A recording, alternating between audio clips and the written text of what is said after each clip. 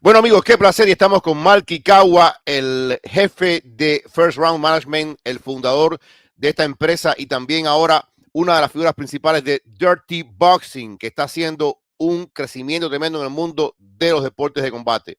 Well, my friends, we are here with Mark Ikawa, the CEO and founder of First Round Management, and now the head of Dirty Boxing, who is making strides in the world of combat sport.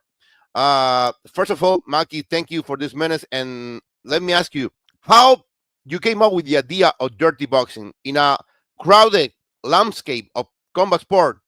How can you came up with this idea of dirty boxing? Actually, it's a good question. We just legitimately, me and my partners, my brother, my cousin, a couple of guys in the office, we sat down and we just said, hey, what do you like about this and what don't you like about that? And we just went down every single sport, right? So from MMA to boxing to kickboxing to wrestling, like what do we like about these sports and what don't we like? And we just took out what we didn't like and said, hey, you know what? Let's put this thing together and go from there. And that's kind of how we came up with it. We just really wanted something that was fast paced, action packed. You know what I mean? That could still show a massive skill set because there's a lot of skill in boxing and throwing elbows and all the other different things that you're allowed to do in our skill set. And at the same time, make it safe and fun for the fighters.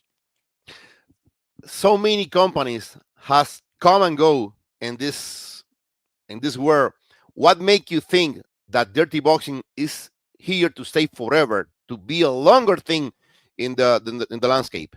Again, that's another good question. But the reason why I think, first off, I think a lot of times people jump in this because they see the UFC making billions of dollars, right?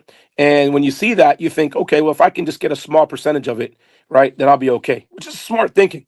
But you don't understand the fight game. The difference is that here we understand the fight game. We understand how to promote fights. We understand what it means to promote a fighter. We understand, what the business really looks like and how to monetize it. So I think from that perspective, we'll be here for a long time. From that time in Hialeah, in the dark place in Hialeah to the hangar, are you happy with what happening with the company? Are you happy with the growth of Dirty Boxing? Absolutely. I think the growth is like, I mean, that's what really shows you where we're headed. You know what I mean? It's just there's been growth week in and week. I mean, listen, it doesn't stop growing. And that's all you can ask for when you come to, a business of like a business of promotions. All you want is to see the growth. Every fight, we just see growth. And it's massive. It's 30%, 50%, 70%. I mean, different platforms have different things. But when you get millions of people to watch it on a show to show basis, you just can't beat that. What is the end? Where do you want to take this thing and go? Where is the last horizon for this? No, I mean, listen, I expect this to be at some point a household name. I mean, we're obviously in the very beginning stages, right? But the same way the UFC was in the beginning stages 25, 30 years ago, right? And 30 years later, this is where we're at. That's where I expect this to be 20 years from now. You know what I mean? Is in a spot where everybody looks at dirty boxing as their go-to, combat sport. I see the UFC and dirty boxing being two, you know what I mean, big time promotions 30 years from now, with the UFC always being the UFC, and then here we are, in a whole different lane, not doing MMA, but putting a twist on boxing, and I think that's going to end up making us, a leader in combat sports at some point. What is the role of John Jones? And we see John Jones promoting the fights in the last events. What it means to have John Jones as co-owner or co-responsible of this thing with you, Dirty Boxing? Well, I mean, look, John is a global icon, right? Everybody knows his name across the world. He is a guy that transcended MMA. He's one of the guys that put this on his back and helped to push this thing forward, right? So when you look at the generation of fighter that really made the UFC mainstream, you can't say that without John Jones, Conor McGregor, right? And John was here before Conor and is obviously still here after Conor, right? So having him aboard our company just made perfect sense. I mean, he's the guy that's going to open doors that a lot of other people can't. And how important was to have Joel Romero in the first two count, the test and the real car. How Right. important was, Joel is also a global icon and very beloved here in South Florida. What Absolutely. important have to have Joel as a headliner of these shows? Well, let me say this: me being from Miami, born and raised in Miami, right? Knowing what a how much the Cuban people mean to Miami, right? It was important for me to at least test to see what the Miami people would do having a Cuban icon, Cuban global icon on the card. And the Cuban people didn't disappoint. The Miami people didn't disappoint, and that's why we're here in Miami right now. It's where we're from. It's where this thing was born. We eventually will move it around the world, right? But for right now, as we continue to test it and work it and fix it and make it better, right? We intend to always keep the Miami crowd, the Miami people, the Cuban people, right, as happy as possible.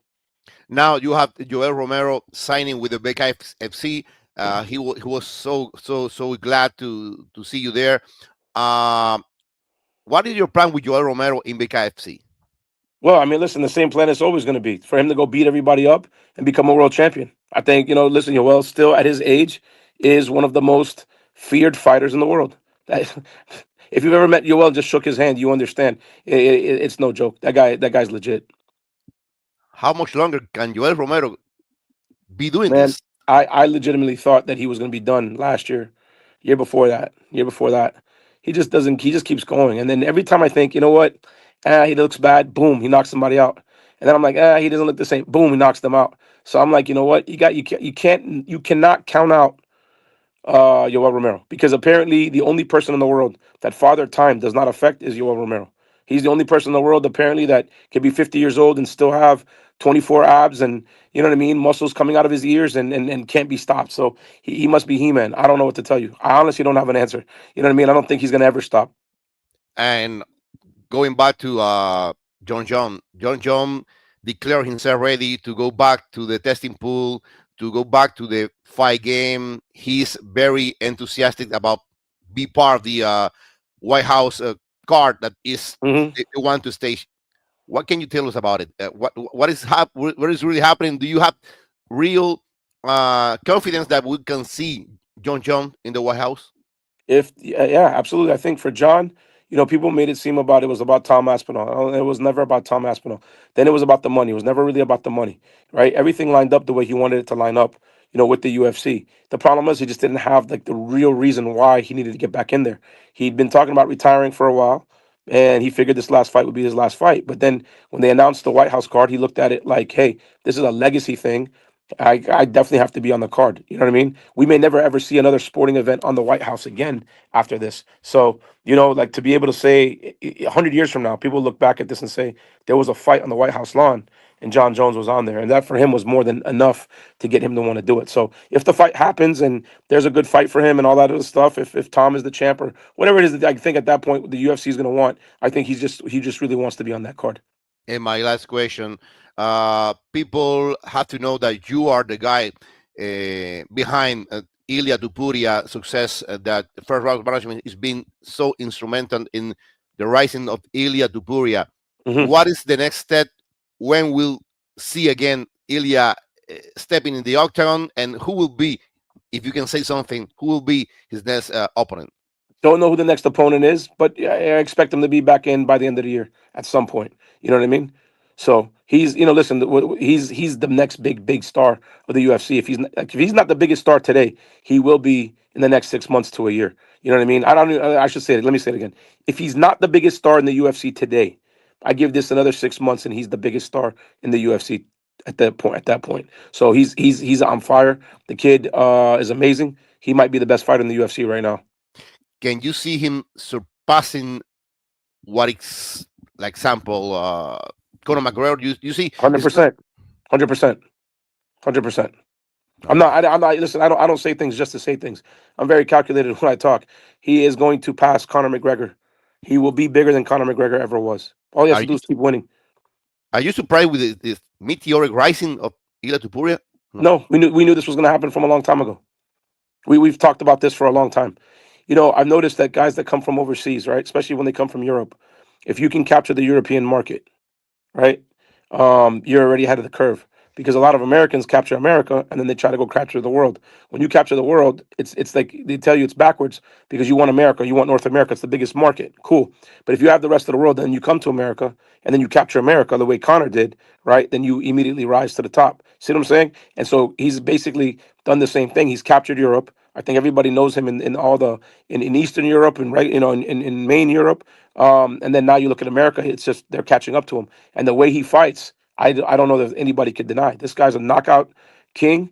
He is a mini Mike Tyson. I think at the end of the day, by the time you're done with it, when you look at this, people are going to look at him and say, hey, you know what?